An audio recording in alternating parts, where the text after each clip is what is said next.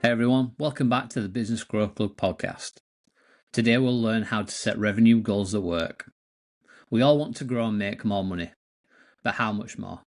How do we set ourselves up for goals that make sense and to grow our business? This is a challenge for many entrepreneurs, especially when considering their industry, market, and specific business circumstances. I'm your host today, Mick Foster from Purple Yak, the business coaching firm behind the Business Growth Club. Here we empower small businesses like yours to grow and scale with insight, education, and advice. We work with hundreds of entrepreneurs like you every single day, and we bring their questions and learnings to this podcast to help more business owners to grow and thrive.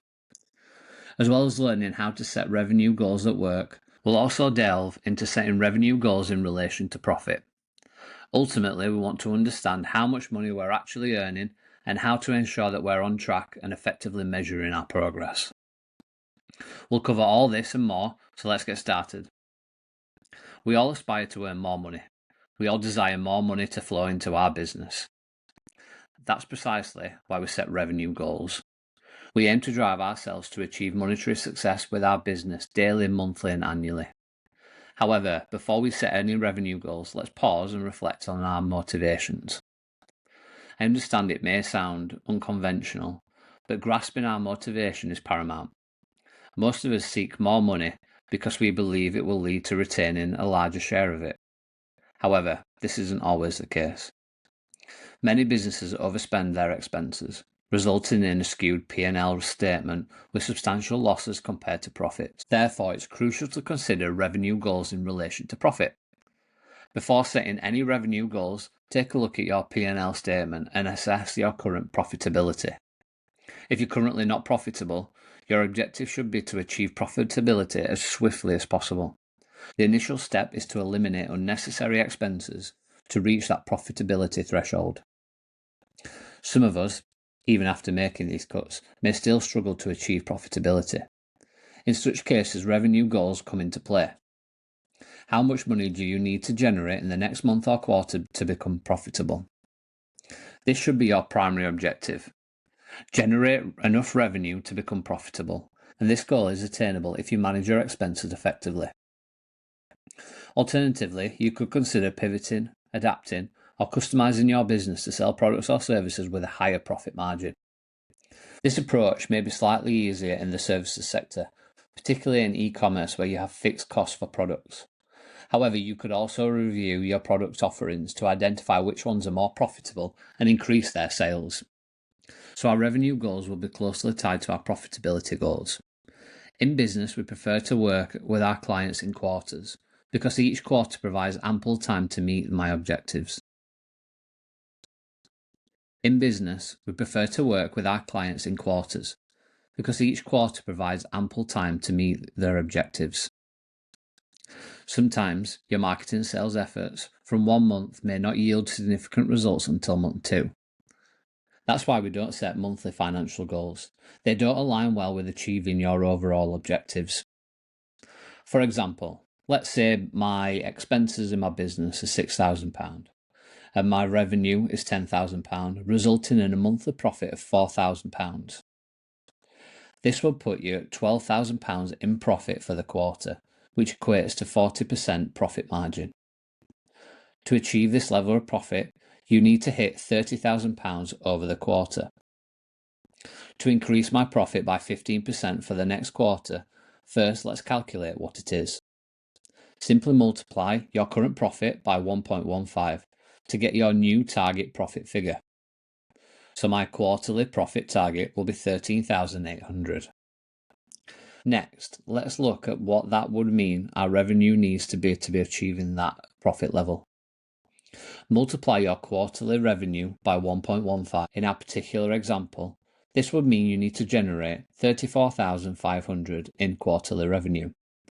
This is an extra $4,500 in revenue for the quarter, which is only $1,500 per month, which feels more doable even for an inexperienced business owner.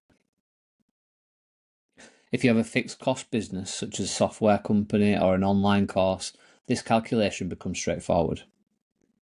In such a case, you need to simply generate an additional £1,500 in sales per month on average. However, if you have products that incur costs during acquisition or sale, you must understand the profit margins of those products to achieve a profit of up to £4,500 within the 3 months. This serves as a revenue objective for the quarter. This method is highly effective because it results in a 5% monthly profit growth, compounded quarterly to 15%. This approach facilitates steady growth. Initially, the additional revenue may seem modest, but let's analyse the numbers. For instance, suppose your profits for the last quarter were £12,000. If you achieve 15% increase, your earnings at the end of the first quarter will be £13,800. Now, let's calculate your annual profit by the end of the year. If we maintain the same goal and achieve 15% profit increase in the second quarter, we would reach 15,870. Similarly, at the end of the third quarter, your profits would then be 18,250.